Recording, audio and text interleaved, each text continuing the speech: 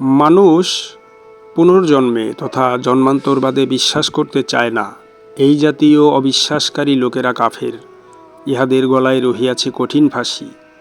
মহান সুফি সাধক, কোরআন দর্শন নামক তাফসির গ্রন্থের রচয়িতা সুফি সদরুদ্দীন আহমদ চিশতীর এই বক্তব্যকে কয়েকটি স্তরে বিশ্লেষণ করা যায়, তথা আক্ষরিক, আধ্যাত্মিক, সুফি দার্শনিক এবং প্রতীকী স্তরে।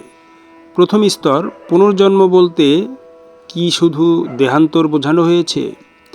সাধারণ পুনর্জন্ম শুনলে অধিকাংশ মানুষ হিন্দু বা বৌদ্ধ দর্শনের দেহান্তরবাদকে বোঝে, অর্থাৎ মৃত্যুর পর আত্মা নতুন শরীরে জন্ম নেয়। কিন্তু অনেক সুফি সাধক পুনর্জন্ম শব্দটি ব্যবহার করেছেন রূপক অর্থে। তাদের মতে মানুষ এক জীবনের মধ্যেই বহুবার জন্ম নেয়। তখন মানুষের চেতনা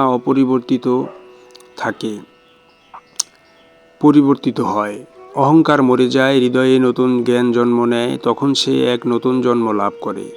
এই অর্থে পুনর্জন্ম হল আত্মার বিবর্তন। যে ব্যক্তি আজ অজ্ঞ, কাল জ্ঞানী হল। যে ব্যক্তি আজ পশু প্রবৃত্তির দাস, কাল মানবিক গুণে উদ্ভাসিত হল, সে এক অর্থে নতুন জন্ম লাভ করল। দ্বিতীয় স্তর হচ্ছে কাফের শব্দের সূক্ষ্ম অর্থ, তথা আরবি কাফের শব্দের মূল অর্থ হল আবৃতকারী বা ঢেকে ফেলা। সুফি ব্যাখ্যায় কাফের সবসময় কোনো নির্দিষ্ট ধর্মের অনুসারী নয়, বরং সে ব্যক্তি যে নিজের অন্তরের সত্যকে ঢেকে রাখে।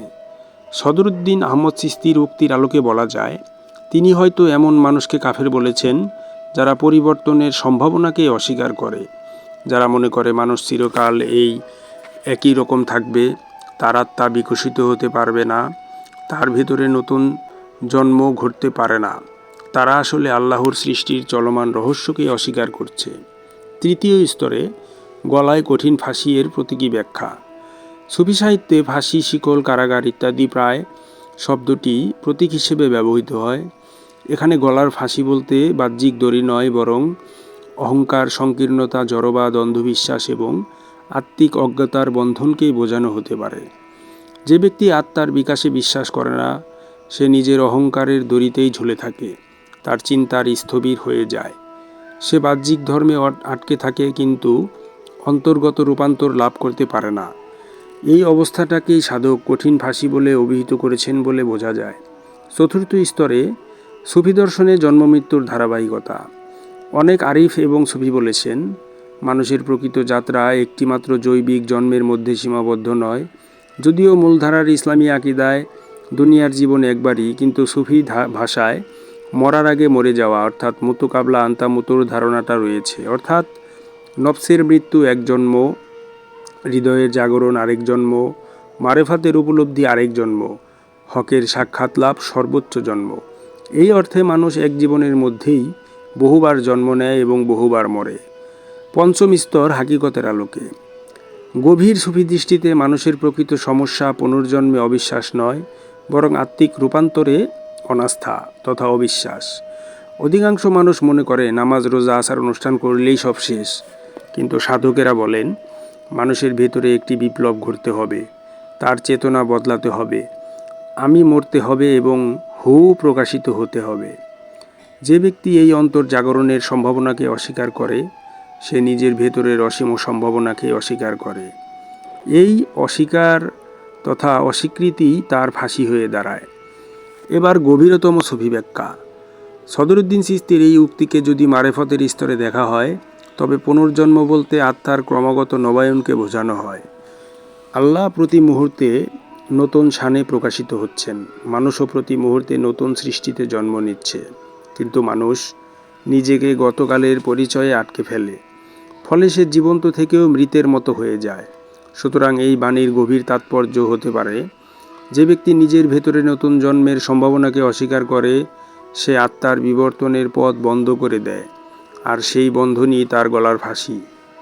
তবে উল্লেখ্য, পুনর্জন্ম বিষয়ে বিভিন্ন সুফি দার্শনিক এবং ইসলামী আলেমের মত এক নয়। মূলধারার ইসলামী আকিদায় প্রচলিত জন্মান্তরবাদ গ্রহণযোগ্য নয়। অন্যদিকে কিছু আধ্যাত্মিক ধারায় এটি প্রতীকী বা রহস্যবাদী অর্থে গ্রহণ করা হয়। তাই উক্তিটি মূলত কোন প্রেক্ষাপটে বলা হয়েছে তা বিবেচনা করে আরও গভীর বিশ্লেষণ করা যায়। তবে এই উক্তির গভীরে প্রবেশ করতে হলে পুনর্জন্ম, কাফের এবং ফাঁসি এই তিনটি শব্দকে বাহ্যিক অর্থ থেকে মুক্ত করে আধ্যাত্মিক অর্থে দেখতে হবে। কারণ সুফি সাধকের ভাষা সাধারণত ইতিহাসের ভাষা নয়, প্রতীকের ভাষা, শরীয়তের ভাষা নয়, হাকিকতের ভাষা।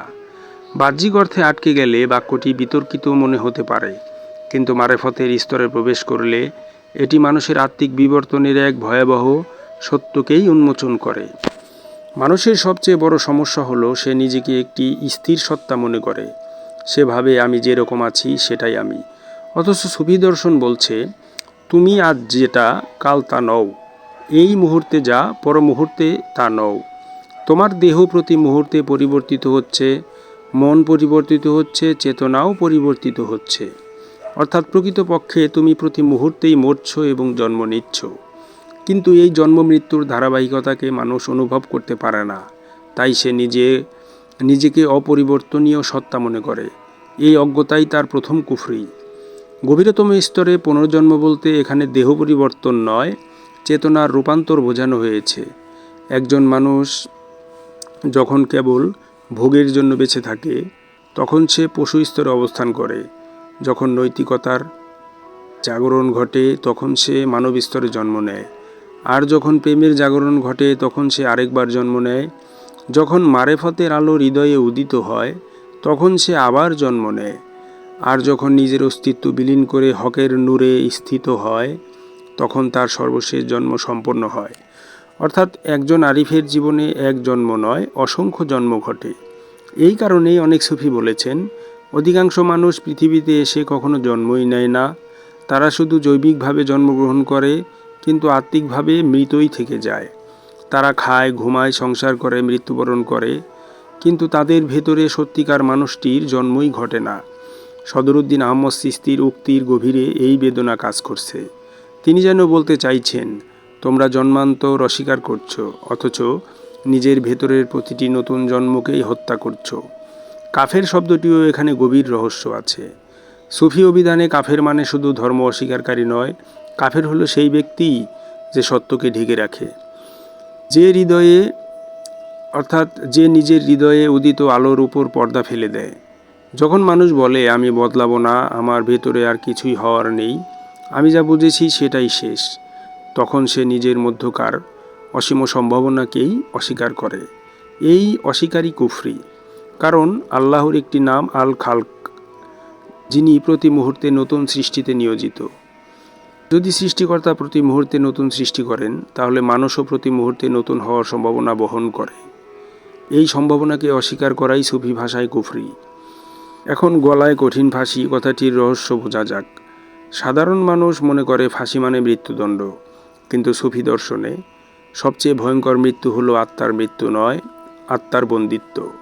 একজন ব্যক্তি যদি নিজের অহংকার, গোঁড়ামি, অন্ধবিশ্বাস, সামাজিক পরিচয় এবং মানসিক কাঠামোর মধ্যে আটকে যায়, তাহলে সে নিজেই নিজের গলায় ফাঁসির দড়ি পরিয়ে দিয়েছে। তার মুক্তি নেই, উড্ডয়ন নেই, বিবর্তনও নেই। সে জীবন্ত লাশে পরিণত।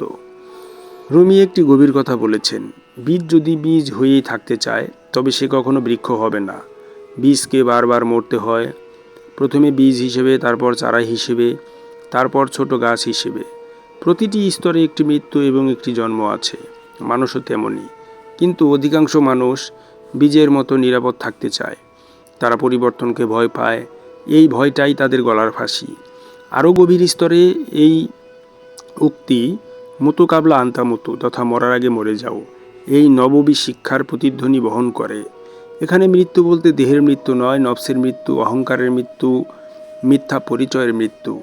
যখন এই মৃত্যু ঘটে তখনই নতুন জন্ম ঘটে।